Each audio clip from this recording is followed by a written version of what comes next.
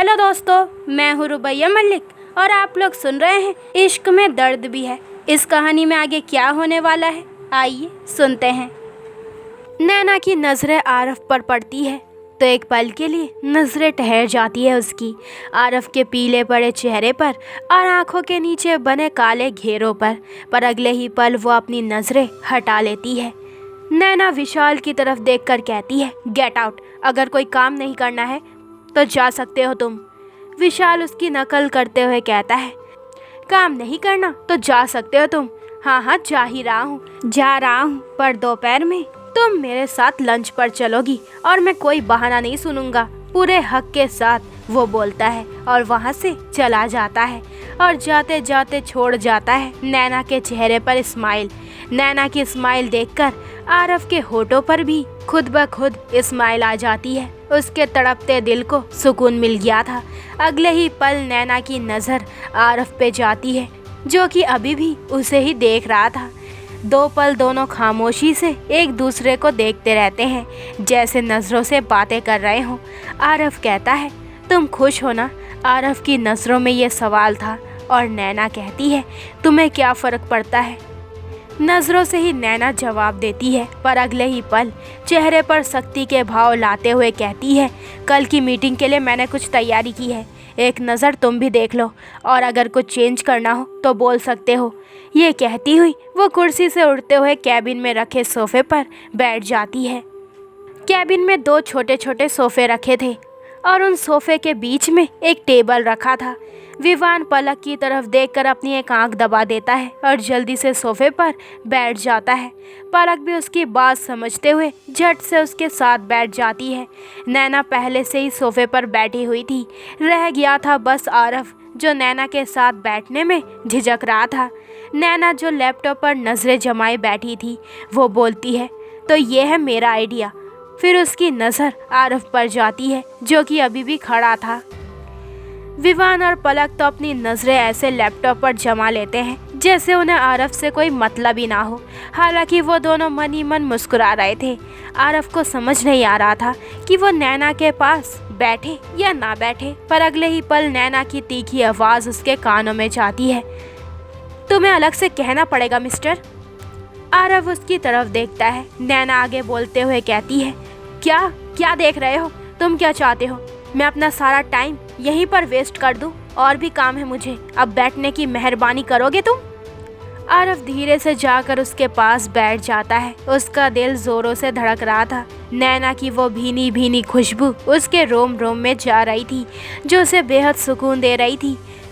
तपते रेगिस्तान में पानी मिलने वाली बात हो गई थी। बड़ी मुश्किल से वो खुद पर काबू पाता है और काम में ध्यान लगाने की कोशिश करता है।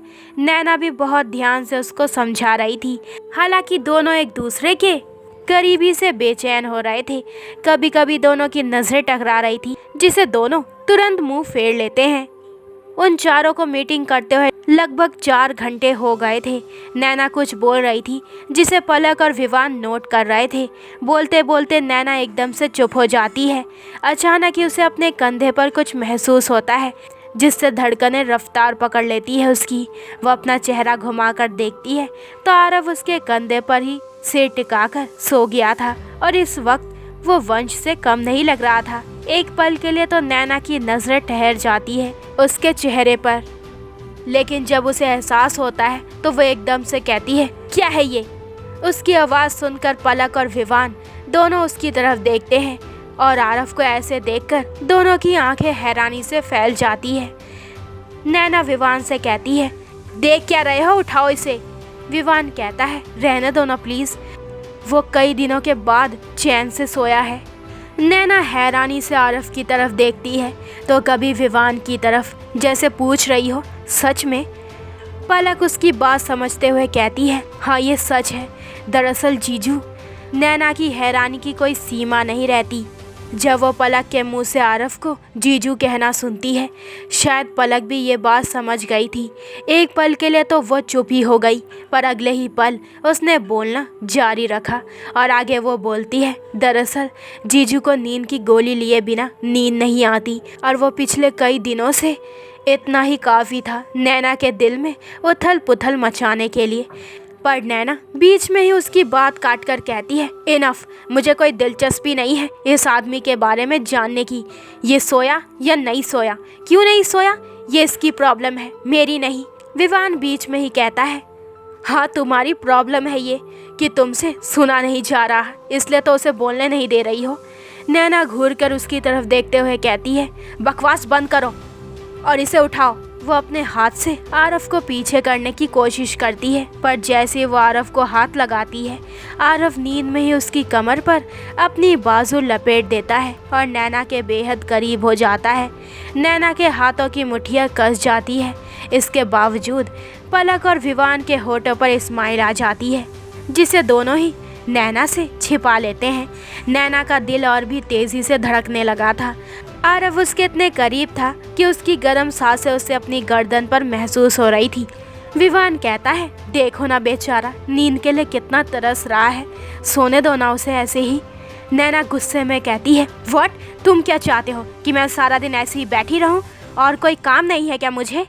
नहीं, कहना क्या चाहते हो तुम कहो तो इसके लिए बिस्तर लगवा देती हूँ, फिर तुम भी सो जाना इसके साथ। वो बोल ही रही थी तभी नैना को फाइल देने के लिए सुहाना अंदर आती है और आरफ को नैना के इतना करीब देखकर खून खौल जाता है उसका। बेहद नफरत से वो नैना की तरफ देखती है। उसका बस चलता तो वो उसी वक्त नैना का खून कर देती। वो बिना कुछ बोले फाइल टेबल पर रखकर चली जाती है, लेकिन जाते वक्त वो अपने दिल में नैना के लिए बेहद नफरत लेकर जाती है। विवान उठता है और बेहद शांत भाव से कहता है, मैं ये नहीं कह रहा कि तुम सारा दिन ऐसे ही बैठी रहो। साथ साथ वो आराम से आरफ को नैना से अलग कर रहा था और साथ ही साथ बोल भी रहा था। वो आगे कहता है, मैं ये कह रहा हूँ कि जिस इंसान को बिना दवाई के नींद नहीं आती वो आज आराम से सो गया सिर्फ तुम्हारे पास होने की वजह से। प्लीज़ बस थोड़ी देर यही बैठ जाओ। वो आरफ की बाजू उसके ऊपर से हटाते हुए कहता है। नैना तुरंत वहाँ से खड़ी हो जाती है। आरफ नींद में ही उसका हाथ पकड़ लेता है। विवान उसको सही से सोफे पर लिटाते हुए कहता है, please I request you, please थोड़ी देर यहीं बैठ जाओ। विवान की आवाज़ में दर्द था जो नैना महसूस कर पा रही थी। वो एक नज़र आरफ की तरफ देखती है जो सब चीज़ों से बेखबर आराम से सोया हुआ था और उसके चेहरे पर सुकून के भाव थे। नैना विवान की तरफ देखते हुए कहती है, मैंने भी इसी तरह रिक्वेस्ट की थी तुम दोनों से कि बस एक बार मेरी बात सुन लो। तुमने सुनी थी क्या? नहीं ना। विवान की नज़रें शर्म से झुक जाती है और पलक को भी समझ नहीं आ रहा था कि वो क्या बोले। आखिर नैना ने जो भी बोला था सच बोला था। विवान झुकी नज़रों के साथ कहता है, मैं मानता हूँ मेरी गलती है, सब मेरी गलती है। मैं ही तुम दोनों के बीच आ गया, मैं ही तुम दोनों के प्यार का दुश्मन बन गया। सब कुछ मेरी वजह से हुआ है, जिसके लिए तुम मुझे जो भी सज़ा दोगी मुझे मंजूर है। पर तुम, नैना बीच में ही कहती है, कितना आसान है ना तुम्हारे लिए ये सब कहना, कितनी आसानी से कह दिया ना तुमने कि गलती हो गई, सज़ा दे दो। विवान कहता है, नहीं नैना, आसान नहीं है, बहुत मुश्किल है, बहुत ज़्यादा। इस वक्त मैं कितना गिरा हुआ महसूस कर रहा हूँ ये मैं ही जानता हूँ। ऐसे बोलते वक्त उसकी आवाज़ रौन जाती है और उसे ऐसे देखकर पलक की आंखों में नमी तैर जाती है। नैना अपना चेहरा फेरते हुए अपना लैपटॉप उठाती है और दूसरे सोफे पर बैठते हुए कहती है, मैं यहाँ रुक रही हूँ, जानते हो क्यों? विवान अब भी वैसे ही सर झुकाए खड़ा था। नैना आगे बोलते हुए कहती है, क्योंकि मैं तुम लोगों की तरह गिरी हुई और पत्थर दिल की नहीं हूँ। अगर मैं भी तुम जैसा करूँ तो फ़र्क क्या रह जाएगा तुम में और मुझ में? विवान, जिसके शब्द साथ नहीं दे रहे थे, उसे समझ नहीं आ रहा था कि किन शब्दों में नैना का शुक्रिया करे।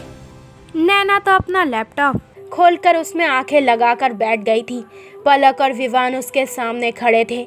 नैना ने खुद पर काबू पाया और नजरें उठाकर दोनों की तरफ देखते हुए कहती है, अब यहीं खड़े रहने का इरादा है क्या? फिर आरफ की तरफ इशारा करते हुए कहती है, ये महाशय तो सो गए, अब इनके हिस्से का काम कौन करेगा? विवान कहता है, मैं कर दूंगा। नैना अपनी एक आईब्रो उठाकर कहती है, अच्छा तो तुम्हारा काम कौन करेगा? तभी पलक कहती है, मैं कर दूंगी। वो नजरें नीची करके कहती है। नैना कहती है, ओ रियली, और तुम्हारा काम? पलक अपनी फाइल उसके सामने करते हुए कहती है, मेरा काम हो गया है, आप देख सकती हैं। नैना वापस नजरें लैपटॉप पर जमाते हुए कहती है, मुझे मेरे काम से मतलब है, वो चाहे कोई भी करे। अब टाइम वेस्ट मत करो और काम करो, मुझे कल की मीटिंग में कोई लापरवाही नहीं चाहिए। विवान और पलक जल्दी से काम करने लगते हैं। नैना भी अपने काम में लग जाती है।